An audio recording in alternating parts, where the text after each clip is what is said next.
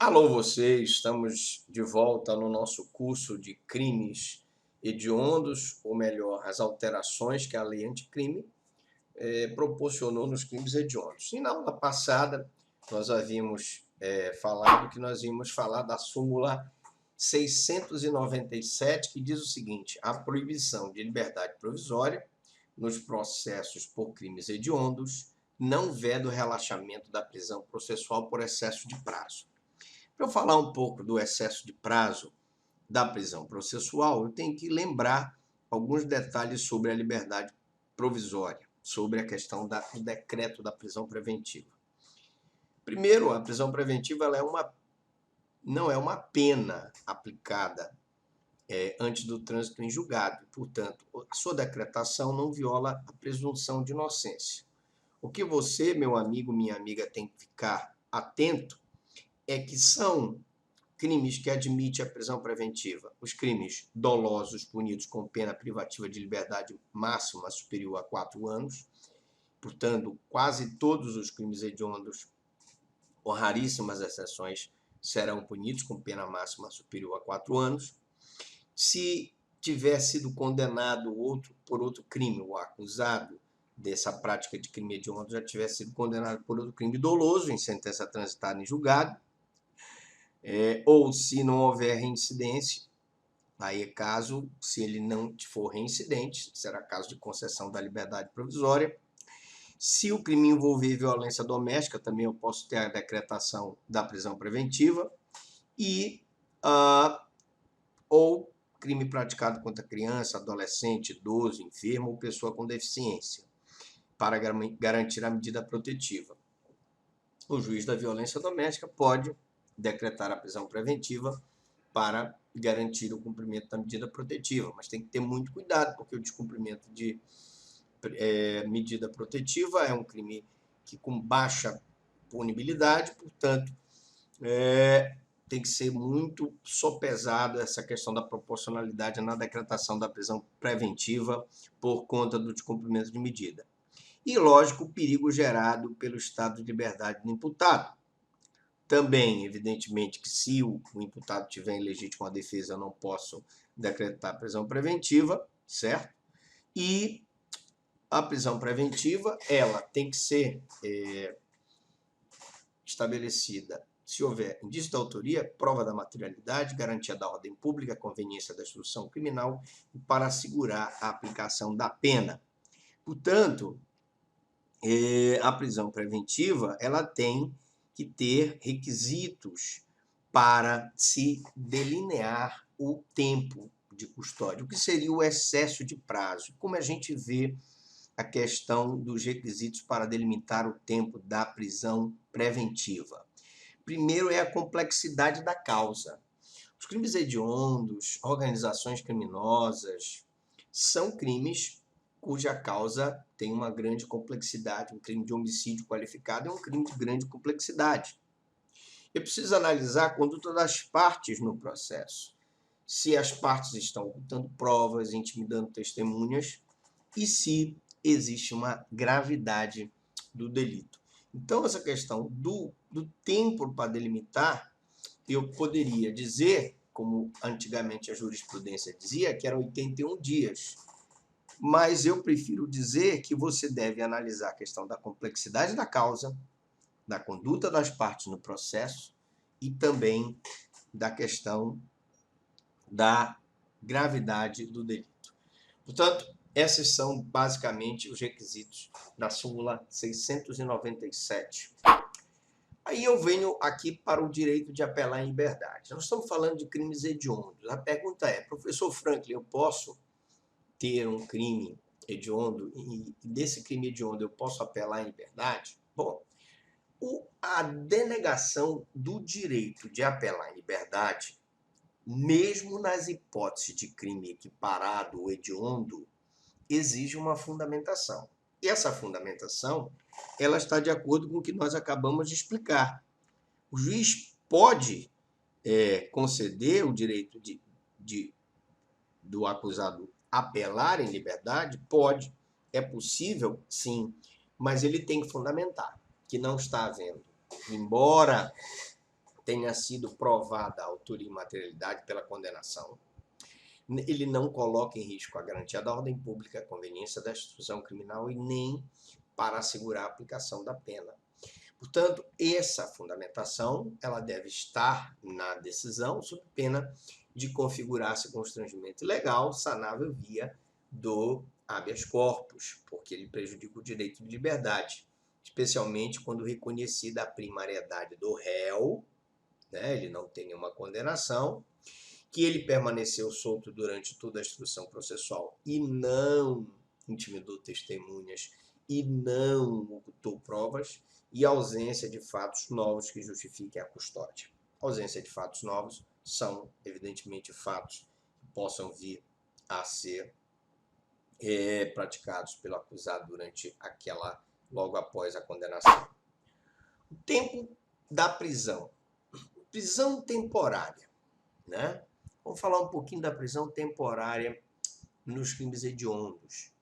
Nos casos de crimes hediondos, o prazo para a prisão temporária é de 30 dias, sendo prorrogáveis por igual período, comprovada a extrema necessidade. Então, nós vimos que nos crimes comuns, o prazo para a prisão temporária é de 5 dias, prorrogável por mais 5. Mas nos crimes hediondos é de 30 dias, prorrogáveis por igual período, comprovada a extrema necessidade. Portanto, o juiz vai prorrogar se houver extrema necessidade para, por exemplo, continuar a investigação ou ir atrás da identidade do acusado. Livramento condicional. Como é que ficou o livramento condicional nos crimes hediondos? O juiz ele não poderá conceder livramento condicional ao condenado a pena privativa de liberdade igual ou superior a 2 anos, desde que o condenado ele tenha sido condenado pela prática de crime hediondo ou equiparado com resultado morte. Atenção!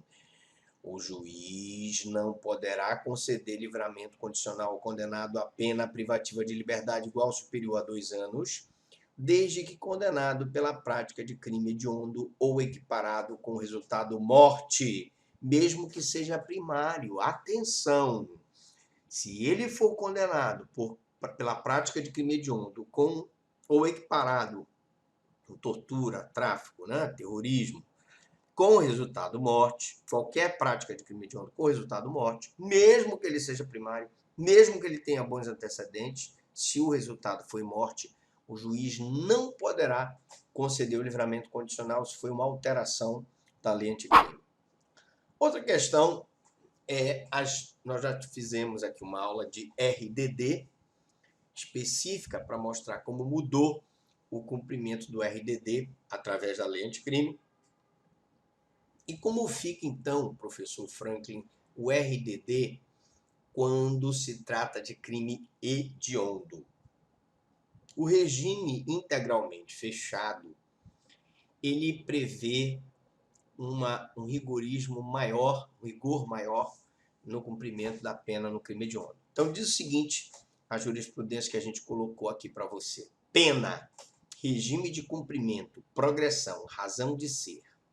A progressão no regime de cumprimento de pena, ou seja, do regime fechado para o aberto, para o semiaberto e do semiaberto para o aberto, nas espécies fechado, semiaberto e aberto, tem como razão maior a ressocialização do preso, que mais dia ou menos dia voltará ao convívio social.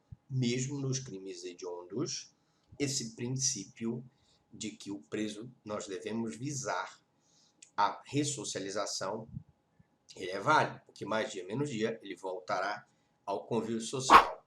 E aí, evidentemente, nós temos uma aula muito importante agora, que é o acordo de não persecução cível. Atenção, acordo de não persecução cível. Eu vou falar aqui da Lei 8.429, de 2 de julho de 92, que passa a vigorar com as seguintes alterações. Qual é a Lei 8.429? É a Lei de Improbidade Administrativa, né? Nós acabamos de falar sobre o regime integralmente fechado, que não é permitido nos crimes hediondos, mesmo com a modificação que houve da lei anticrime, nós devemos dar oportunidade ao acusado a progressão do regime fechado para o semiaberto, depois para o aberto, porque mais dia menos dia ele voltará ao convívio social. E eu quero chamar a atenção para vocês dessa aula agora, que nós vamos tratar das modificações da lei anticrime na lei de improbidade administrativa e principalmente o acordo de não persecução cível. Atenção, um dos momentos mais importantes da nossa aula, acordo de não persecução cível. As ações de que trata este artigo admitem a celebração de acordo de não persecução cível nos termos desta lei.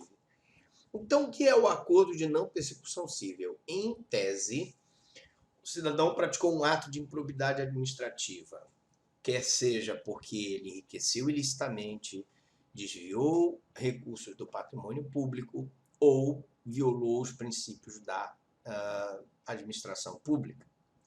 E havendo essa possibilidade, o Ministério Público vai instaurar o inquérito civil, apurar aquela improbidade e ajuizar essa ação de improbidade. Mas a novidade é que a lei anticrime traz a possibilidade de um acordo para que o Ministério Público não faça essa ação de improbidade, ou seja, o acordo de não persecução cível. É isso que eu estou querendo mostrar aqui para vocês. Havendo a possibilidade de solução consensual, poderão as partes requerer ao juiz a interrupção do prazo para contestação por prazo não superior a 90 dias. Então, mesmo naquelas situações em que eu já tiver uma ação tramitando, veja que o acordo, daquela possibilidade de solução amigável entre processante e processado, as partes então vão requerer ao juiz a interrupção do prazo da contestação da ação de improbidade por prazo não superior a 90 dias, e então se fará o trâmite desse acordo de não persecução penal. Qual o conceito, professor Franklin, do acordo de não persecução penal? O acordo de não persecução penal é uma coisa e o acordo de não persecução cível é outra. A não persecução penal significa que o Ministério Público não processará o acusado penalmente, através de uma denúncia.